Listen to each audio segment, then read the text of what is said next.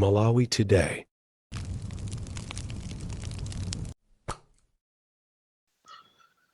The DC kuwamenyera ufulu wa Malawi ndiye ntchito imene ndinasankha ine, kuwalankhulira anthu amene ali osauka, amene alibe kuthekera kuti angakafikeko kumene kumafunidwa kulankhulidwako.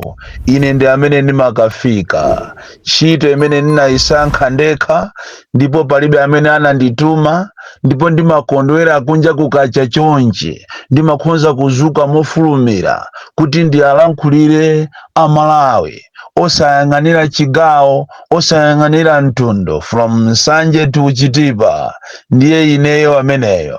Choncho Amalawi mukuyenera mudziwe kunena kuti ine sine wa Chipani, sine wa DPP, sine wa UDF, sine wa Ford, sine wa UTM, sine wa MCP, koma ndine wa Malawi. Ine ndimamuyimirira Malawi wina aliyense, kaya ndiwe Nyakusa, kaya ndiwe Nkhonde, kaya ndiwe Ntumbuka, kaya ndiwe Mulomwe, kaya ndiwe Muyawo, kaya ndiwe Ngoni, kaya ndiwe Nsena.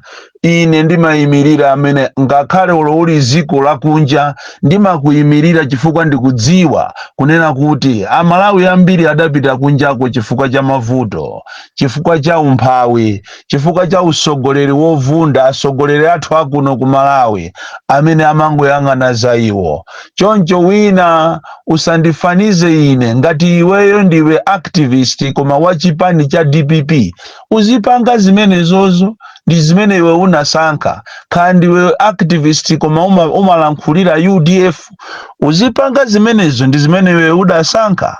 Kandi iwe activist koma umayimirira UTM, zili ndi iwe, ndi chisankho chako. Choncho kunditchula ine mayina, kumanditukwana, kumanena kuti ine ndine kanyimbi, ine ndine opwisapwisa, ineyo ndine ofuna ndizilandira ndalama kuma akaunti kwanga, ndipo you just waste time.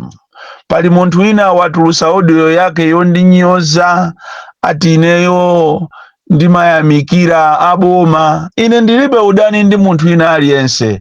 Cholinga changa ine ndimafuna ndi munthu osaukayo apeze bwino. Ndipo iwe ngati uli wanzeru popeza ukuyimirira DPP, ndiye wauze tu a DPP yo akagawe chimanga, wauze tu a DPP yo kapena chipani chakocho chikagawe magesi, uchiuze ti chipani chakocho kuti chikakonze nsewu. Choncho kundinyoza ine kunena kuti abwanji ndikutumikira ndikukhala ngati ndikufuna ndizisuka boma. You don't know what you are doing. Andi nthawi yokuti ndizikakangana ndi anthu mmene Malawi akuvutikira, inetu nthawi imeneyo ndilibetu. Ine ndikamalandira foni kuchokera kumakanjira kunena kuti akalindo uje ni audio yanu imene munajambula yonena kuti kumakanjira hospital kulibeko magesi abwera maleroli, abwera mama wake wa siku limene lija. Ine ndimanyadira, ine yotu ndimanyadira.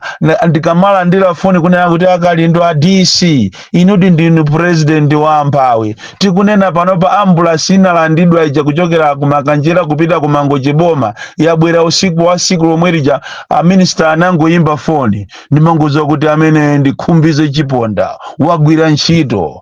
Akalindo zijamajambula kunena kuti Vitumbiko Mumba abwere ku Lujeri, abwere ku aendere ma estate, zoonadi anthu akuvutika, a estate ya Lujeri akumenya pakana anthu ndipo akuwazuza anthu. Ine kunyadatu ndikamalandira foni kuchokera ku Ngo board kunena kuti we want to find out more about what is happening in Liwonde, kodi anthu akuzunzidwa bwanji malinga ndi ntchito zawo zimene sanalandire ndrama. Ine kunyadiratu. Choncho do not waste much of your time kumanditenga ine kukhala mu line yanu yokuti ndizipanga za ndale, ndizipanga za zipani. Ine sine wa chipani. Ndipo ngati ku DPP angapange chabwino ine ndimayamikira atu kapa ngati apanga zofoera ndimabandula chimodzimodzinso zipani zonse kaya sindiona kuti ati uyu kaya ndi wa UDF kaya uyu ndi wa UTM kaya uyu ndi wa Ford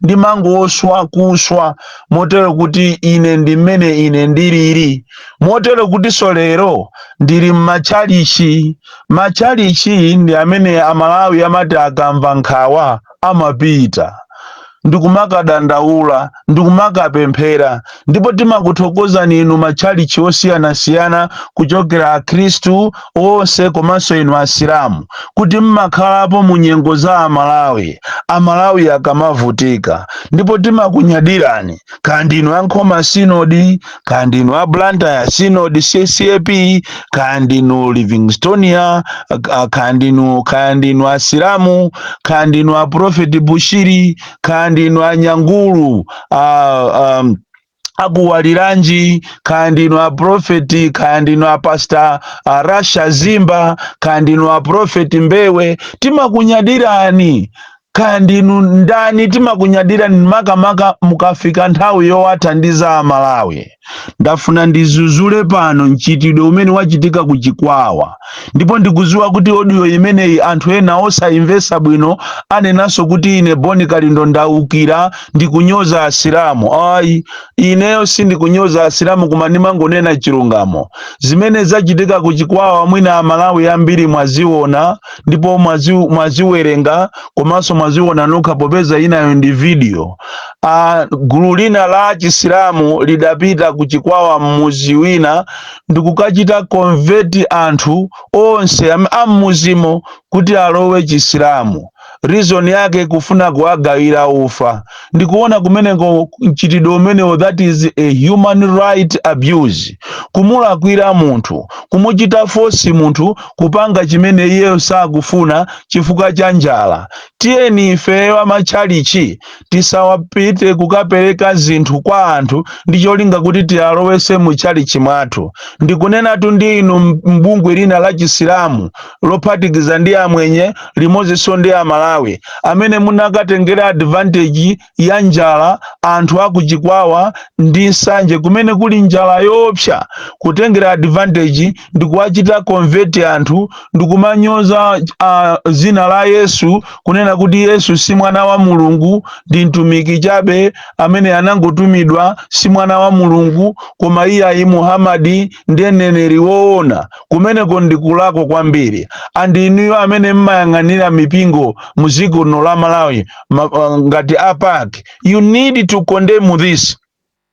Mabungwe akapena machalichi asatengerepo advantage ya kusauka kwa anthu ndikupanga zimene zachitika ku Chikwawa. Zachitika ku Chikwawa zijazo si zinthu zoyenerera muziko la democracy limene anthu ali ndi ufulu wa chipembezo, amene anthu ali ndi ufulu olowa chalichi chimene akufuna, amene anthu ali ndi ufulu olowa chipani, ufulu ochita associate muchina chilichonse chimene yowo akufuna.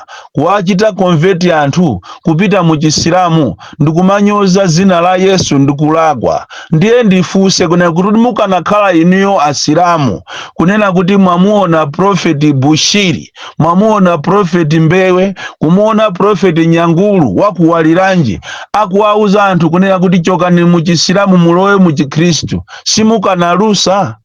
Izi zooneka chonchizi zikuoneka ngati za simple koma zimezi zikhoza kubweretsa mkangano pakati pa Amalawi. Zachitika zija ku Chikwawa should be condemned in the strongest terms and must not happen again in Malawi. Inuyo bungwe la association ya Asilamu mukuyenera muifufuze nkhani imene iyi chifukwa zimene zizikana kuchitikira ni inuyo.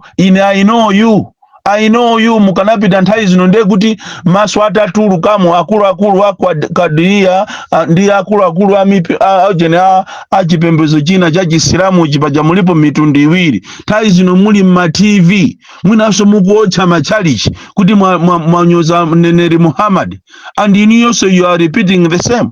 taonapo ifeyo anthu akugawa zipangizo, akugawa chithandizo. Taonapo abushiri, ineyo ndamuonapo bushiri ali ni matraki osiyanasiyana, sanayambe waauzapo anthu kuti alowe muchali chimwachi ECG.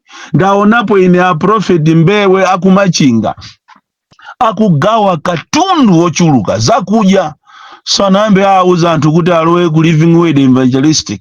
Ndamuonapo Prophet Chitete wakumalosa uko akugawa zinthu, sinambe ndamuonapo akuuza anthu kuti lowani muchali chimwanga.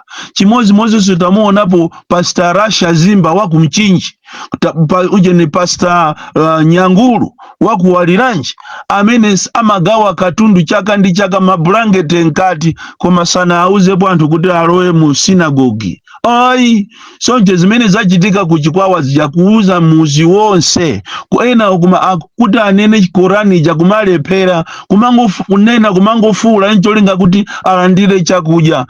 Zimene jandizolakwika kwambiri. Ndikupempheni iniyo akulu wa mpingo wa Chisilamu, timakulemekezani kwambiri. Ndipo ina ifeyo makolo athu ndi anabadwira kumeneko ndithu, ndi asilamu ndithu, koma sitinaonepo zachitika zija. Even ulamuliro wa Bakiri Muluzi, amenenso ndi Isilamu, President Bakiri Muluzi akhala pa mpando pakana achokapo, sanatenge ziko lino kuauza anthu kunena kuti tenti lipange ziko lino likhale la Chisilamu. Choncho pakufunikira ulemu kwambiri, ulemu upite kwa wina aliyense amulemekeze nzache, aliyense akhale ndi ufulu wosankha chipembedzo chimene akufuna. Tisatenge chakudya, tisatenge umphawi wa Malawi ndikuutenga ngati ndi nyambo yowalowesera anthu mu mpingo mwathu. Choncho zimene zachitika kuchikwawa ndi zinthu zomvetsa chisoni kwambiri mu dziko la democracy, zimene sizikuyenera kuti ziloledwe kuti zizipitiriranso. Ai, sizikuyenera kupanga chonchoyi. Uthenga ukupita kwa wamkulu wa polisi Mai Yoram kunena kuti kudeza kuli wachitatu osatira kwa aosi, amene ndi mzimayi akupanga za chinyengo kwambiri, akumapita dera lina lotchedwa Maburundi ndikumalandira ndalama, ndikumatulusa katundu ochokera kuno ku Malawi kumapitisa ku Mozambiki. Wiki yatha matraki agwidwa kumene koko adodima akutulusa chimanga, and amene amachita engineer zimene zizi ndi mzimayi amene udindo wache ndi wa inspector kudeza ku boda ku polisi. Mzimayi amene akupanga za chinyengo kwambiri, andi ngati MRA si kutulusa ndalama, si kupanga ndalama, kuli za chinyengo zimene mzimayi amene yati ali ndi ma connection ndi MCP ndiye akupangira zimenezo kuti ati iye ali ndi mphamvu.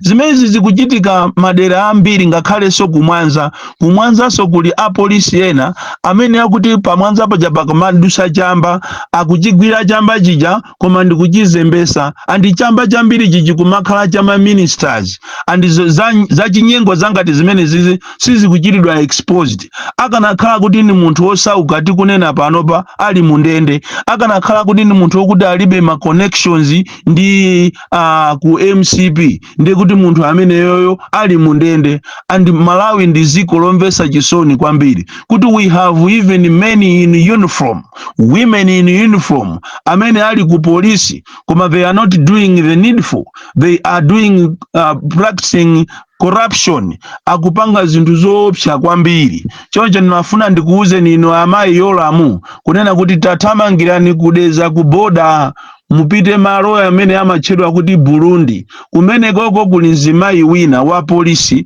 third in command inspector akupanga za chinyengo. Ndipo inu anti-corruption bureau ngati mukulifuna zinalo ndili nalo mayina anthu amene akupanga apolisi amene akupanga za chinyengo ku ujeni kudeza ku boda ndili nawo. Inunso aku headquarters area 30 ngati mukulifunanso zina la mzimayi amene ineyo ndili nalo, ndikungopangira ulemu, koma mumulangize mzimayi wanu akuzuza ngakhale apolisi anzache. So kailonso akabandalamazo anthu akampasa ndalama akatulusa katundu kupita kunja, ndalamazo akudya yekha ndikumaopseza ndikumanena kuti ino ndi nthawi yathu, ifeyo ndife MCP. Paja apolisi ena ndi agalutu, apolisi ena ndi agalu, mboma mumukuwatenga apolisi ena ngati ndiosafunika, ndi awa Mungu wapanga ma transfers kuyiwala zokuti ana amenewo ali ndi ana amene ali m'masukulu nthawi zino ali malima chimanga chawo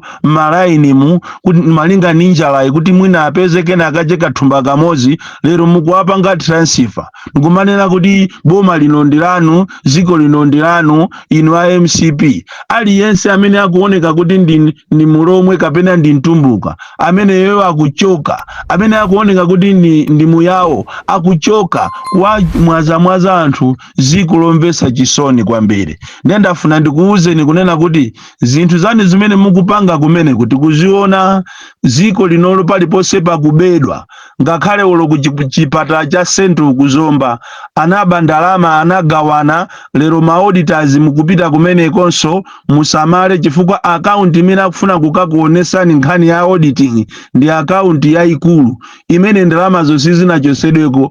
Apangana kale kuti akakuoneseni account yaying'ono, komanso at the same time akukonzerani ka package kano kuti nanunso munyambite, ndiye mukakalandira ifenso zonsezo tikuziziwa ndipo tizipereka paja pamachedwa pa ACB.